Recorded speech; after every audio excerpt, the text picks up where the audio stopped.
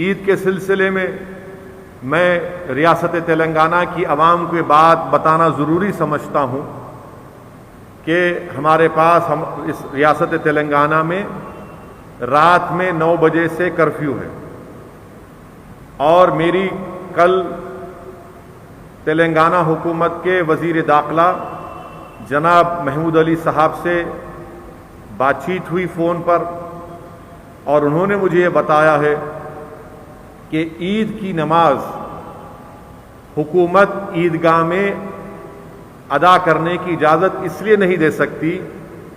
کیونکہ کورٹس کا فیصلہ ہے، کورٹ کی ہدایتیں ہیں کہ ایک عوامی اجتماعات پر پابندی ہے، عوامی اجتماعات پر پابندی ہے۔ اس لیے تلنگانہ حکومت عنقریب میں فیصلہ لے گی کہ عیدگاہ میں جا کر وہ عوام اپنی عید کی نماز ادا نہ کریں بلکہ اپنے محلوں کی مساجد میں ادا کریں۔ میں تو آپ سے گزارش یہ بھی کروں گا کہ علماؤں سے، ہمارے مفتی صاحب انوار نظامی صاحب یہاں پر تشریف فرما ہے، جتنے بھی معزز علماء کرام ہیں وہ اس بات کا فیصلہ لیں کہ کیا ہم تلنگانہ میں عید کی نماز 1 یا 2 جماعت بنا سکتے ہیں؟ اجازت ہے اس کی؟ اگر اس کی اجازت ہے کہ ایک مسجد میں عید کی نماز کی 2 یا 3 جماعتیں ہو سکیں تاکہ ایک فجر کے بعد جو وقت شروع ہوتا ہے عید الفطر کا، تو آپ اسی اپنے محلے کی مسجد میں 2-3 جماعت بنا لیجئے، سوشل ڈسٹینسنگ کو برقرار رکھ کر آپ اپنے اپنے محلے جات میں اپنی عید کی نماز کو ادا کریے۔ اور یہ حکومت میری نظر میں یہ فیصلہ صحیح ہے، کیونکہ اگر لاکھوں کی تعداد میں اگر ہم عید کی نماز ادا کرنے کے لیے عیدگاہ پر جمع ہوں گے تو یقیناً کووڈ پھیلنے کا پورا اس میں کووڈ پھیل سکتا ہے، خطرہ نہیں ہے بلکہ یقیناً پھیلے گا۔ تو اسی لیے میری آپ سے گزارش ہے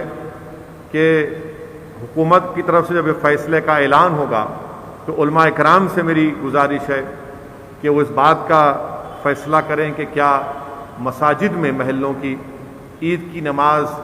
2 یا 3 جماعتیں اگر ہو سکتی ہیں تو علماء اس کا فیصلہ لیں۔ مگر عوام سے میری یہ اپیل ہے کہ عید کی نمازیں میں مسجد کو جائیں، سوشل ڈسٹینسنگ کو برقرار رکھیں، اپنے چہرے پر ماسک لگائیے، خدا کے لیے ماسک لگائیے، اور یہ گلے ملنے کا کام مت کریے۔ گلے ملیں گے پیارے تو کووڈ گلے مل لیں گا آپ سے آ کے، تو کووڈ سے گلے ملنا نہیں ہے، کووڈ کو دور رکھنا ہے، کورونا کو دور رکھنا ہے۔ اگر آپ بغل گیر ہوں گے تو نہیں معلوم کہ غیر ضروری آپ میں اگر وائرس ہوگا تو ایک صحت مند کو لگ جائے گا، ایک صحت مند کو لگ جائے گا۔ اسی لیے دور سے زبان سے ماسک پہن کر عید کی مبارکباد دیجیے، اور کوئی ضروری نہیں ہے کہ گھر کو جا کے ملنا، نہیں اماں کو ملنا ہے۔ یاد رکھو، اماں کو جا کے لپٹیں گے، خدا نخواستہ اماں کو انفیکشن ہو گیا تو ضعیف لوگ اس وائرس کی شدت کو برداشت نہیں کر پا رہے ہیں، اور زیادہ تر ضعیف ہمارے ماں باپ میں، ہمارے بزرگوں میں عمر کے لحاظ سے کچھ نہ کچھ بیماری ہوتی ہے، ڈائبٹک ہوتا ہے،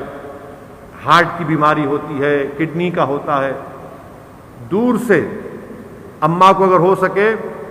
تو فون کر کے، سیل فون ہے، اسمارٹ فون ہے، ویڈیو کال کرو اماں کو، والد کو، اگر ساتھ رہتے تو بھی ضروری نہیں ہے کہ جا کے اماں کو لپٹے۔ میرے بھائی،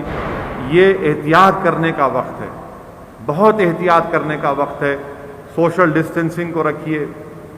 اور ماسک لگائیے۔ عید کو ضرور منائیں، مگر کیا ہم اس کو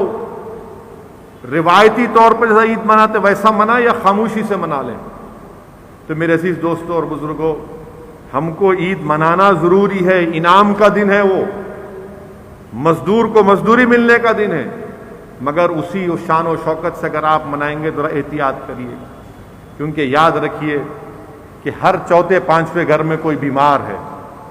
ہر 4-5ویں گھر میں کسی کا انتقال ہو چکا ہے، آپ کے پڑوس میں کسی کی موت ہو چکی ہے۔ یقیناً عید منائیے، مگر ان تمام چیزوں کا خیال رکھیے، کیونکہ ہم اپنے شہر میں، اپنی آبادی میں رہتے ہیں، اور ہم کو کثرت سے اللہ سے دعا کرتے رہنا ہے کہ اللہ سبحانہ و تعالی ہم کو اس وبا سے چھٹکارا دلا دے، اور ہم کو احتیاطی تدابیر کو بھی اختیار کرنا ہے۔ اگر آپ کوئی احتیاطی تدابیر استعمال نہیں کریں، اللہ رو کر دیں گا۔ میرے بھائی، اللہ کے رسول صلی اللہ علیہ وسلم کی حدیث شریف ہے کہ رحمت للعالمین صلی اللہ علیہ وسلم کے پاس ایک شخص آیا جو اپنے اونٹ کو چھوڑ کے آ گیا۔ اللہ کے رسول صلی اللہ علیہ وسلم نے فرمایا کہ تم نے اپنے اونٹ کو باندھا کیوں نہیں؟ تو اس شخص نے کہا یا رسول اللہ صلی اللہ علیہ وسلم، اللہ ہے نا۔ اللہ کے رسول صلی اللہ علیہ وسلم نے فرمایا کہ اونٹ کو باندھو اور پھر اللہ پہ توکل کرو۔ تو ہم کو پوری احتیاطی تدابیر کو اختیار کرنا ہے اور دعا کرنا ہے، کثرت سے دعا کرنا ہے، اور اللہ سبحانہ و تعالیٰ کے فیصلوں پر توکل کرنا ہے۔